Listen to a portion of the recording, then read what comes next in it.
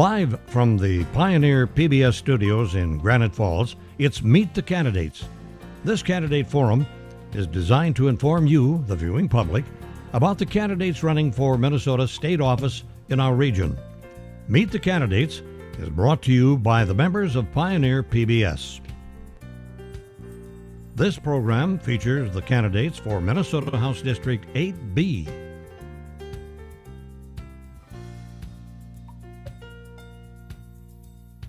And now, your moderator for tonight's program, Mark Fokin. Hello, and welcome to Meet the Candidates. I'm Mark Fokin. This Pioneer PBS presentation is intended to inform you about the candidates who seek election or re-election to the Minnesota Legislature. This segment features candidates who are on the ballot in House District 8B. They are incumbent Republican Representative Mary Franson and her challenger, DFL candidate Carol Wenner. First, a few words about this district and the communities in it. Minnesota House District 8B consists of eastern Ottertail County and northeastern Douglas County. It includes the cities of Alexandria, Osakis, New York Mills, and Parkers Prairie. If you reside in this district, your questions will be given priority for the candidates' answers. All Minnesotans, regardless of residency, are encouraged to join this conversation. Our intention is to let our viewers gain an understanding of legislative priorities. Please direct your questions via the methods listed on the bottom of the screen. Now, let's meet tonight's candidates. By a coin toss, the candidates have determined the order in which they will appear with their opening statement. We'll start with the DFL challenger, Carol Wenner of Alexandria. Good evening. Thank you, Pioneer Public Television, for hosting us tonight. Thank you, Mark, for moderating, Mary for being here, and I look forward to our viewer questions tonight. I grew up on a 180-acre farm in Swift County, Minnesota, where we all pitched in to get things done. I worked in healthcare for nearly 20 years, where I learned compassion and discipline in a hospital setting. I went back to school and I studied marketing and at Alexandria Technical College, and stayed in school and got a business degree through Southwest Minnesota State. During my time in school, I worked at the Chamber of Commerce, where I learned to collaborate and work together to solve problems. I transitioned into grant writing and fundraising for long-term care, where I learned to advocate for seniors. Today, I work for Palmer Creations, and we publish the Definitive Woman magazine, and we tell the stories of women who've overcome adversity or done great things in their communities. I'm running for the House seat because I care about people and I care about our environment. And I believe I'm ready to lead. And I have the skills needed to work together to get things done. Issues that are important to me are funding our schools, making sure that we're taking care of the most vulnerable among us, especially after COVID in our healthcare system, and our environment is very important. Thank you. Thank you, Carol. And now we'll hear from the Republican incumbent, Representative Mary Franson. Hello, and thank you everybody for tuning in tonight. I want to give a shout out to my sons, Carl and Colin, who are watching at their dad's house tonight, and their friend Dylan, who is tuning in as well with them. Boys, mommy misses you. Governments are supposed to protect the inalienable rights of life, liberty, and the pursuit of happiness. Instead, the government has decided to trample on those rights, and now people are taking their own lives because their livelihoods have been taken from them. The stress is becoming all too much. Liberty is something in the rear view window. Previous to the Governor Walz's executive orders under the peacetime emergency powers, we are 207 days in. We were thought to be responsible in the use of our freedom under the rule of law as long as it did not deprive anyone else of their freedom. Now government is deciding who is responsible and who is not. And if someone or someone steps out of line and exercises their liberty, Keith Ellison is punishing them with fines and lawsuits. Pursuit of happiness. Government is making this just about impossible, destroying livelihoods, only allowing certain people to work, determining how many people can go into your place of business, and if you want to enjoy any sort of experience, you better have a darn mask on or suffer the consequences. Friends, there is a lot on line this election. It's not just COVID issues. Governor Walz and the Democrats would rather defund the police than defend the police. Crime is out of control with looters, shooters, and rapists. Riots are now common and accepted. They defend mobs, not jobs, and reward illegal aliens with your tax dollars. It's time to end this on November 3rd. Thank you, Mary. Before we start with the questions, just a quick reminder to the viewers at home that you can learn how to register to vote in Minnesota and find your voting location on the Minnesota Secretary of State's website. That's at mnvotes.org. Now, let's get started. As a reminder, the rules are that each question will be asked to both candidates. Each candidate will have 2 minutes to respond to each question. Both candidates will also have an opportunity for a 1-minute rebuttal if they so choose. We will alternate which candidate gets asked each question first. Now, our first question goes to Carol Wenner.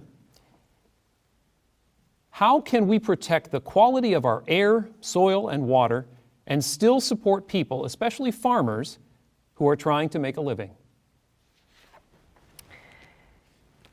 Thank you for that question.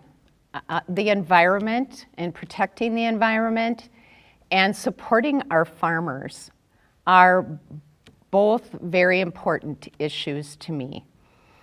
And every community is unique.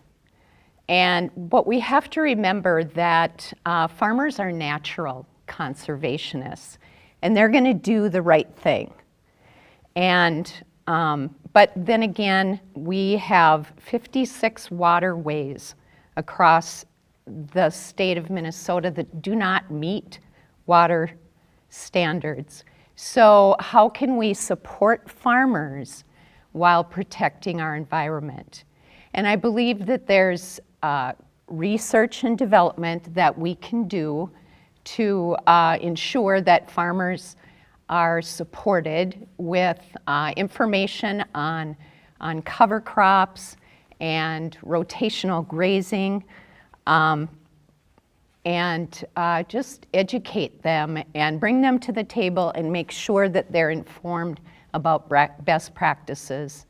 But yet also understand that farming is a business and farmers don't want handouts.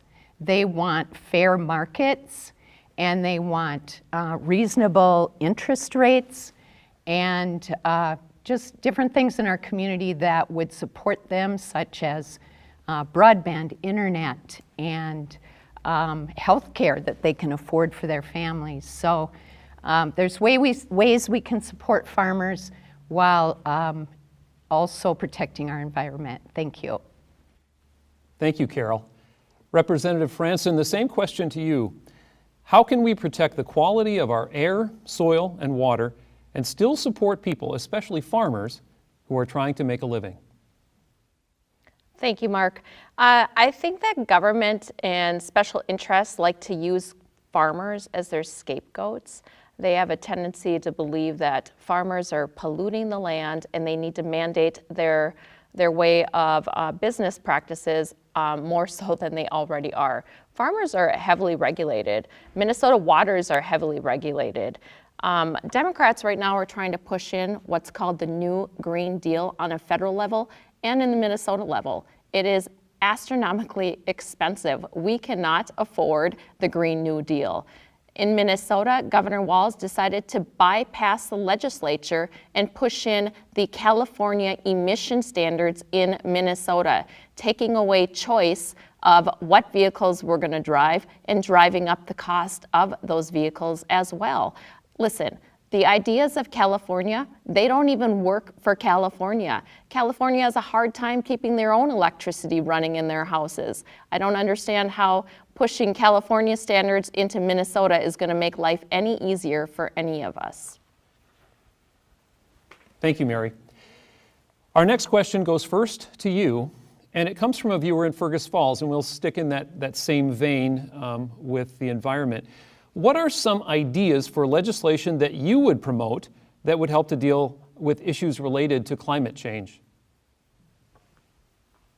Well, climate is important and it's always changing, so I'm not exactly sure what kind of legislation we can put in to control the activity of Mother Nature. With that said, as I already stated, the Green New Deal will bankrupt Minnesota. It will bankrupt this country. And pushing in the California standards, the emission standards for cars, is not going to work. Thank you, Mary. The same question for you, Carol. What are some ideas for legislation that you would promote that would help deal with issues related to climate change? Yes, thank you. I believe that we need to build strong, resilient communities. And the expansion of the ethanol program will help farmers, but we need reasonable and sensible solutions around biodiesel. More needs to be done to reach the 100% clean, reliable, and affordable energy, such as solar and wind. And we have 61,000 clean energy jobs in Minnesota. That's huge, but there's more that we can do. There's more growth potential there. And clean energy jobs will help grow infrastructure, much needed infrastructure in our communities. So we need to improve energy conservation and efficiency policies. Thank you. Thank you, Carol. Carol, the first shot at this next question goes to you. Do you believe we need a red flag law in Minnesota? Why or why not? That is a very good question, and I did a little research on that because I didn't know a lot about the red flag law. But what I learned is that the red flag law is a period of cool down that people can have to take pause when they're exhibiting unsafe behavior towards themselves or others. And I learned that that cool down period is about a week's time, and there's a process. It's not something that anyone can just do on their own to someone else, that there's a process in place for that red flag law to be put into motion. And yeah, I think that it sounds sensible to me that it would be something that would help people when they are put in a stressful situation or they have moments of anger, that cool down period and that pause period would be an added benefit to a legislation around gun laws. There are a lot of other good gun laws that we have in place. We have the Domestic Relief Act that it bans anyone who's committed domestic violence from having guns in their home. But I have hunters in my family, and I have a 6-year-old grandson who just shot his first goose. So I want to honor the time-honored traditions of legal gun owners. But there's some reasonable changes we can make around the red flag law. Thank you. Thank you, Carol. And now Representative Franson, the same question to you. Do you believe we need a red flag law in Minnesota? Why or why not? Thank you. Absolutely not. A red flag law, as they call it, is nothing more than a gun grab. Democrats and radical leftists want to take away our Second Amendment rights. They are not afraid to say that. They believe that we need less guns, and red flag is a way to do that. So let's say somebody says Mary is acting out of control and I know she's got guns and I'm scared that her kids are in danger and she's a danger to herself.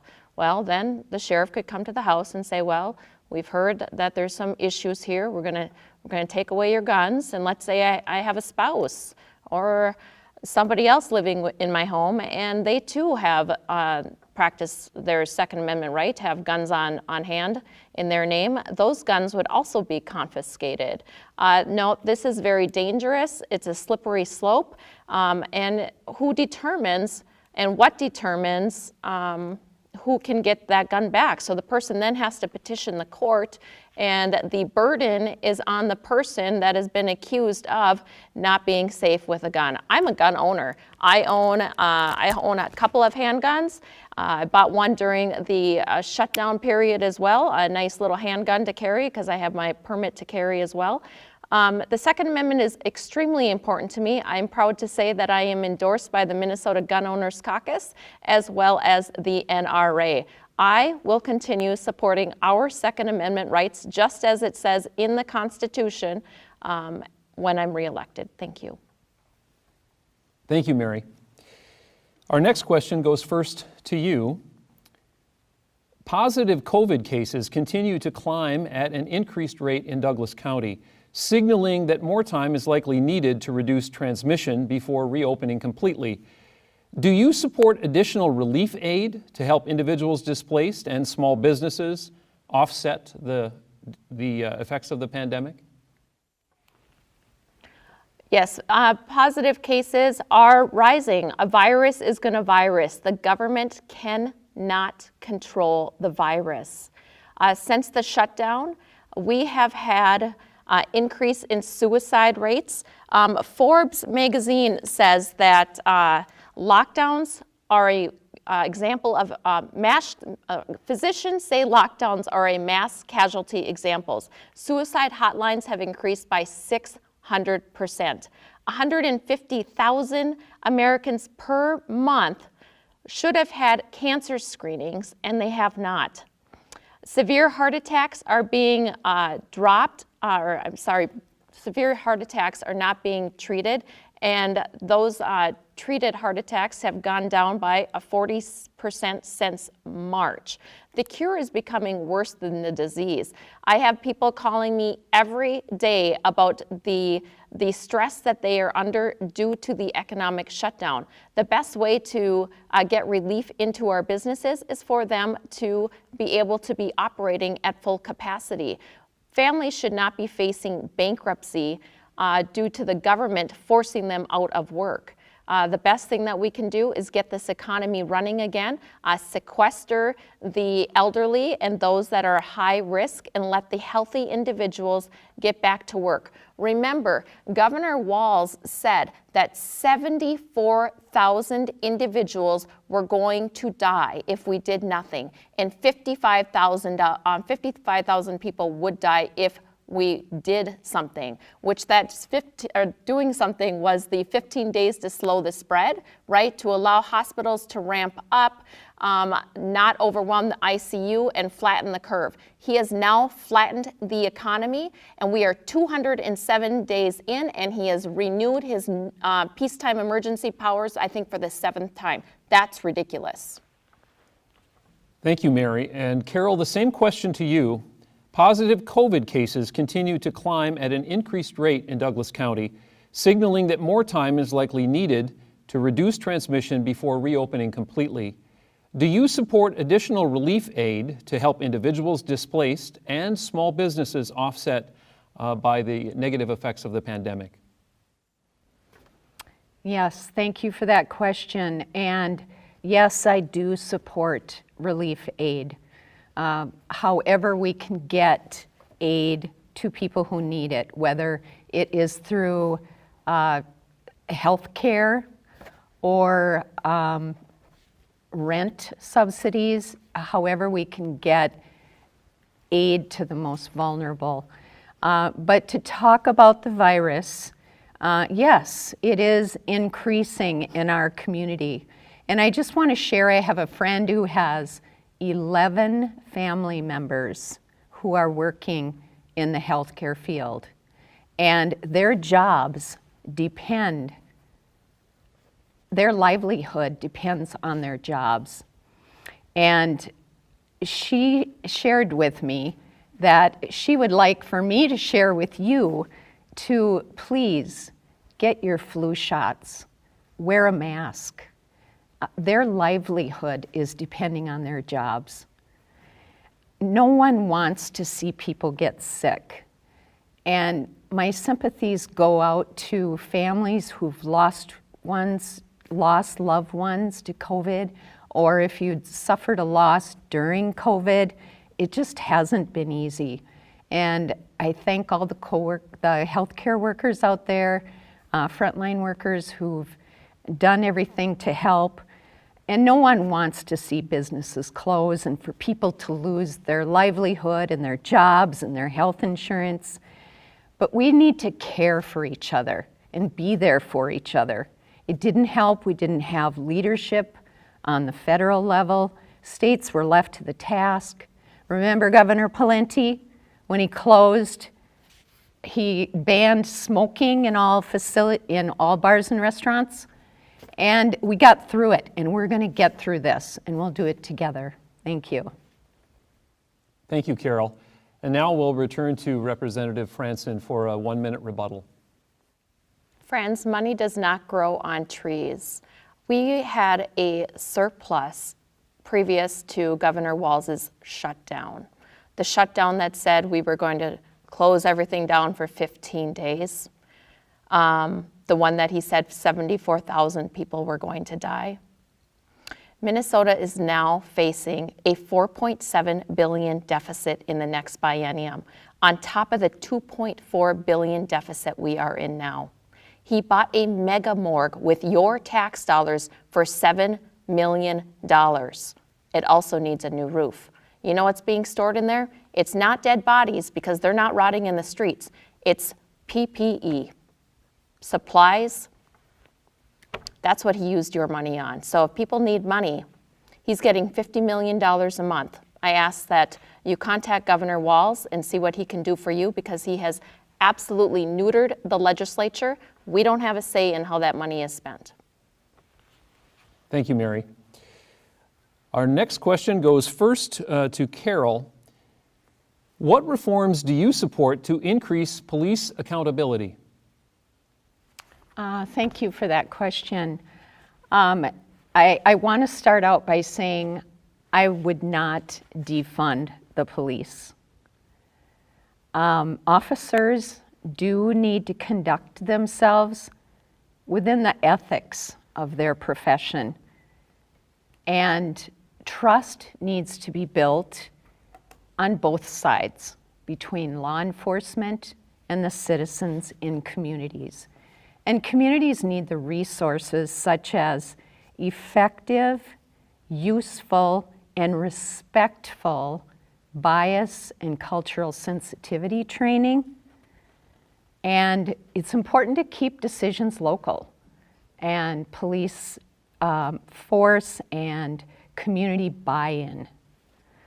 And of course, there's opportunity for keeping the conversation going. If there needs to be independent oversight, yes, that's something that should be done, but just to keep the conversation going is most important. Thank you, Carol. Representative Franson, the same question to you. What reforms do you support to increase police accountability? Thank you for that. First off, I want to say that I am endorsed by the MPPOA. I am proud to support our law enforcement officers, and I thank you for the job that you are doing. Last week, or was it the week before? It's hard to, these days just kind of blend in together.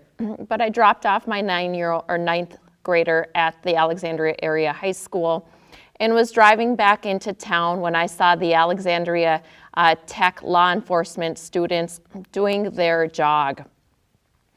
And my heart was overcome with the fact that we have these young students going into a field where they are not appreciated. They are screamed at. They are being told that they are racist and that they are white supremacists simply because they want to defend law and order. This country needs law and order. This state needs law and order. Imagine being a mom and a dad right now with a child wanting to go into law enforcement. What parent wants to say that's okay in a condition that is happening in our state and around the nation? We need to defend our police. Democrats in St. Paul, radical leftists want to defund the police. And it started with the Minneapolis City Council. And now guess what's happened? As of yesterday, Minneapolis has had its 66th homicide. Minneapolis is leading the nation, not in COVID deaths, but in murder. We have looters and shooters and rapists running wild because they see that the defund the police is what's exactly happening. Maybe not through legislation, but when you're not supported, when those officers are not supported, they leave the field, and that's what's happening. PSTD, mental health issues, and lack of support is driving them out of the field. Thank you, Mary. Now we'll return to Carol for a 1-minute rebuttal. Thank you. I just want to say that I support our police departments and our communities that want to come together and find the solutions to this problem. And I know we can do it. We take care of each other. We've proven that through many different confrontations that have gone on through the years. So yes, there's things we can do, and I do support the police. I have family members that are on the police force. So thank you for your service, and let's work through this and get through this together. Thank you, Carol. Now we'll return to Mary for a 1-minute rebuttal. And while the crime is happening in Minneapolis and St. Paul, I want to take this time to thank the officer and his family from Alexandria, one of our very own state troopers that has to leave his family in order to deal with the unrest that takes place. Every time he is in the Twin Cities, his family is very concerned that something too may happen to him. We need to calm down the emotions, come together again as a state and as a nation, and remember that law enforcement is not the enemy. Thank you, Mary. Our next question comes to us from a viewer in Alexandria, and it goes first to you, Representative Franson. The general consensus seems to be that our legislative bodies have become non-functional because of the inability to work collaboratively. Is it possible to create an atmosphere where the best of both parties can be brought forth to benefit our communities? Or have the parties become so vitriolic that cooperation is impossible? That's a really good question. Senator Ingebretson and I carpooled on the way to this debate. I am just not a very good nighttime driver, so he put me on duty of watching for deer on the way here, and I get to do it on the way back, so fingers crossed. But this was one of the topics that we talked about. We assumed this question would come up. How do both sides work together? The majority of our bills pass with bipartisan support, but you don't hear about that in the press because it doesn't sell newspapers. There's no drama. The biggest drama right now that we are dealing with is the unending renewing of the governor's peacetime emergency powers. Remember, I told you, he told all of us 74,000 were going to die. Close down your businesses, allow the hospitals to ramp up, and allow us to flatten that curve and slow the spread. And Minnesotans did that. And now they see no end to these peacetime emergency powers. And right now, yeah, it's a little hard to do our job because Governor Walz is making these decisions without the legislature. Democrats seem to enjoy him having all these powers. And if people running for office support the governor having these emergency powers with no end in sight, he could hold on to them for 2022 unless Republicans get control of the House and keep the Senate. But if there are Democrats running for office that think that this is appropriate, there is no way they should actually run for office because one man is making the decision for the entire state. He has taken the voice of the people away from you. Thank you, Mary. Now the same question to you, Carol. The general consensus seems to be that our legislative bodies have become non-functional because of the inability to work collaboratively. Is it possible to create an atmosphere where the best of both parties can be brought forth to benefit our communities, or have the parties become so vitriolic that cooperation is impossible? I don't think anything is impossible. I think if we put our heads together and our hearts together, we can find solutions to the problems. But what we need to do is we need to remember who sent us to St. Paul. Who are we there for? And I think if I always come back to that I can be part of the solution. And yeah, if we have that resounding message of collaboration and cooperation, and I think the gig is up. I think people know when legislators are playing partisan politics and political theater, and it's time to set term limits and not pay for any added special sessions. And I do understand there are, I think, over 2,000 bills that affect the majority of Minnesotans that are passed every year or every, I'm not sure what that is, but a great amount of bills that go into law that affect Minnesotans to the greater good so they can get the work done. And I believe if we have a spirit of cooperation and collaboration, that anything is possible. Thank you. Thank you, Carol. Our next question goes first to you again, Carol. And it comes to us via the phone from a viewer north of Alexandria. What is your stand on right to work? I can't remember that answer. It's about unions, and I believe that right to work is I'm sorry, I am drawing a blank. My apologies. Very good. Mary, the same question to you. What is your stand on right to work? Thank you for that question. Public sector unions, right now, because of the Janus decision, they are allowed to opt in or opt out of the union. And so I do know that many teachers right now in my school district have left the union for various reasons, and that's their right. They don't have to pay the union dues. They can continue teaching, and people need that choice. The private sector unions, though, that's a totally different field in my opinion. It's totally different than the public sector unions, because if, let's say, we'll use an electrician that's union.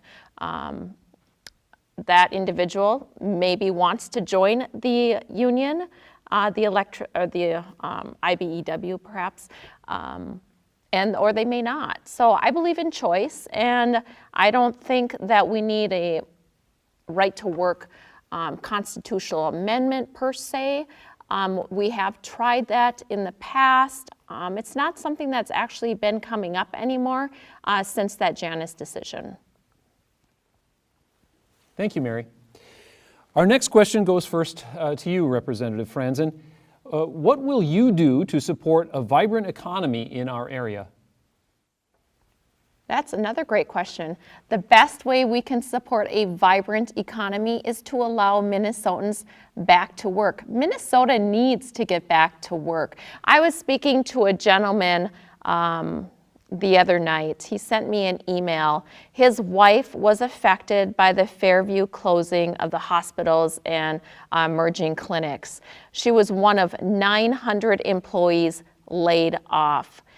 He sent that email at 11-something p.m. and I was brushing my teeth and checked my email, and this email came in with just a really sad headline. So I read the email. It was too in-depth for me to respond, and the concerns that he had, I did not want him to go to sleep without speaking to me. So I emailed him back. I said, I'm still up. Here's my number. And so he called me a little after 11:30 p.m. and we spoke shortly before midnight about this layoff and what it meant to his family. And so the layoff, she's the breadwinner. He is working a job that he just started. He does not have insurance. She carries the insurance. She's also type 1 diabetic. They have a kid in school, another one that's in the military, and one that's going to the tech school. These are hard times, and that's just one family. That's one family that will not be able to contribute to the economy. You know, the federal government can print money. Our kids are going to have to pay for it. Your grandchildren are going to have to pay for it. If we don't get back to work, this $4.7 billion deficit that we are facing in the next fiscal year is going to seem like a walk in the park because it's going to keep adding and adding and adding up. We need to get back to work. Mental health issues have skyrocketed due to the fact of these shutdowns. Minnesota, the cure has become worse than a disease. Thank you, Representative Franzen. Carol, the same question to you.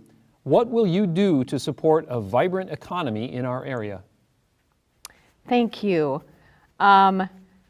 Yes, we do need to get people back to work, but we need to do that safely. We need to make sure that they have the equipment they need and the resources they need to get back to work safely. But there are things to create vibrant economies, especially in rural Minnesota. Passing a bonding bill would be a great way to get good paying jobs out into communities. Our credit is good right now and interest rates are low. So there's no time like the present to create those jobs that will build the infrastructure needed in rural Minnesota. And a lot of these communities don't have the tax base to do those updates. So there's wastewater treatment programs that are much needed in rural Minnesota. And so we need to invest in our communities today so our children don't have to pay for those in the future. So I think it's important for legislators in the metro and the metro areas to understand what we have to offer out in rural Minnesota, so they too support rural Minnesota. And local government aid is something else that needs to be looked at to support the vibrancy of rural communities. 86% of cities across the state of Minnesota receive LGA, but they haven't received, the funding is at the 2002 level. And with that stagnant level and inflation and all the costs, cities are making tough choices. So how can we support cities? Thank you, Carol. Now we'll return to Mary for a 1-minute rebuttal. Friends, we have had 7 months to prepare. 7 months. I would ask to Ms. Wenner, how many months is it going to take for businesses to prepare? 7 months is a long time. Now we are just flattening the economy. As far as a bonding bill, I support a bonding bill. I want a bonding bill. I want a tax bill. Our farmers need Section 179 passed. However, passing a bonding bill and a tax bill adds to the deficit. We are looking at $151 million to the debt this fiscal year and an additional $273 million in the next fiscal year.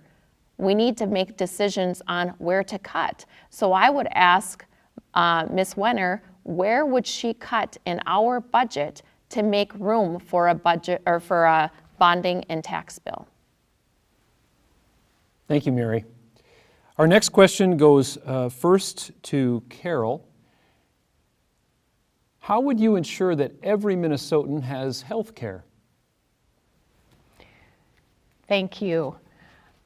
We are going to be, we need to take care of our most vulnerable in our populations, in our communities. And we just can't leave people behind. We need to care for people. And whether that is those with a limited income, those with long-term effects of COVID. And we also need to require insurance companies to pay for basic screenings like diabetes or autism or cancer screenings.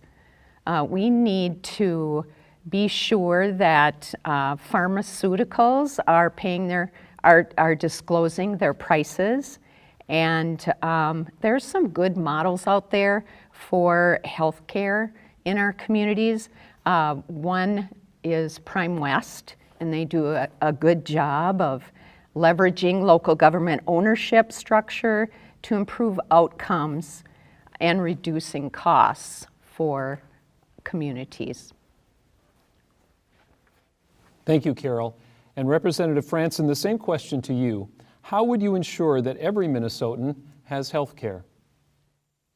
Thank you. Healthcare is expensive right now, and we can thank the Obamacare Act for that. Obamacare did nothing but drive up prices. The mantra of if you like your health care, you can keep your health care was a farce. Many constituents in my area lost the health care that they enjoyed, that they liked, that took care of the needs that they had, and have been replaced with plans with premiums that they simply can't afford. Many have gone to cost-sharing plans. Democrats, their answer is the Medicare for All, which we can't afford. It's socialized medicine. Government will pick winners and losers, who gets this treatment, who does not, what life is valuable, what life is not. On the federal level, we need to make sure that we don't get this Medicare for All as well that's being talked about by federal candidates. I know President Trump is trying to lower health care prices as well, but is running into some obstacles through the Democrat-controlled House. Here in Minnesota, we're continuing trying to lower those premiums with some programs that we put into place. Is it enough? No, we've got a lot of work to do, but the Medicare one-size-fits-all program is just not sustainable, and it's just unicorn poop and fairy dust. Thank you, Mary. And now we've come to the last question of our program, and it goes first to you, Representative Franson. Do you support anti-bullying legislation? That's already been passed into law. Very good. Carol, the same question to you. Do you support anti-bullying legislation? I support the legislation that's in place, and I think about how we treat each other, how we treat people, how we treat our neighbors, and who do we rally around our neighbors. And I think that now more than ever in this day and age of divisiveness, that we need to rally around each other and be there for each other. And I know that it's important to me. I think we need to ensure safety and equality for the LGBTQ community. I grew up with mental health issues in my family of origin and knew what it was like to be on the outside looking in. So I can relate to groups who feel that way. So I support any legislation and working towards better legislation and any way we can support people who feel like they are on the outside looking in or that they've been bullied. So thank you. Thank you, Carol. As we conclude this debate, each candidate will offer a 2-minute closing statement. First, we will hear from the incumbent, Republican Representative Mary Franson. Thank you, members. I think I'm on the House floor right now. Thank you, everyone, for tuning in, and thank you to my sons who tuned in, and also to my cousin Tamara. Hello there. So in closing, we hold these truths to be self-evident that all men are created equal and they are endowed by their Creator with certain inalienable rights, that among these are life, liberty, and the pursuit of happiness. There is no clause in the Constitution that says unless there is a virus, the Constitution no longer matters. Unfortunately, Governor Walz and the radical Democrats do not care. During the past 7 months, 207 days of 15 days to slow the spread, we have seen attacks on our civil liberties. Your governor, our governor, set up a tattletale hotline, encouraged our friends and neighbors to call it when they see someone not following his executive orders. He put Keith Ellison in charge of fines and lawsuits. Governor Walz, Democrats, and the mainstream media use fear to control we, the people, but allow rioters, looters, shooters, rapists, carjackers to roam our streets. Crime is up. 66 homicides in Minneapolis alone. We have people committing suicide, relapsing, or turning to drugs and alcohol to self-medicate, overdosing, and dying because Democrats refuse to end the peacetime emergency powers for a virus with a survival rate in Minnesota of 99.92% outside of long-term care. If they can force you to quit your job, stay home, not visit your loved ones in a nursing home, ban families gathering during holidays, stay 6 feet away from one another, wear a mask, and threaten you with fines and jail time if you don't comply, what else can they do to you? There is a lot at stake this November. I'm asking for your vote. Vote for Mary Franson and every Republican down the ticket. We do not need a rubber stamp taking more of your constitutional rights away. Let's save our state and country together. Thank you, Mary. And now, her DFL challenger for her closing statement, Carol Wenner. Thank you, Mark. Thank you, Pioneer Public Television, again for hosting. Thank you, viewers, for your insightful questions. And I just want to do a shout out to my husband, Bruce, and my 7 grandchildren. We need a clear vision for Minnesota, and we need to work together to find solutions during this budget shortfall. It's going to be challenging, but I know that we can do it if we do it together. But there's no room for partisan politics or scoring political points. I'm not a career politician, but I show up when it matters, I don't have all the answers, but I can listen. And I want to be honest, transparent, accountable, and available to you, the people of District 8B. So let's put our heads together. Let's find solutions today for a better tomorrow. So vote me, Carol Wenner. Think of yourself as voters and vote for me, Carol Wenner. Thank you. Thank you, Carol. That concludes our program. Thanks to both candidates for joining us, and a special thanks to our viewers who sent along their questions. To watch this and other Meet the Candidates episodes, past or present, visit video.pioneer.org or use the free PBS video app. Just choose Pioneer PBS as your local station. Thank you for joining us on Meet the Candidates.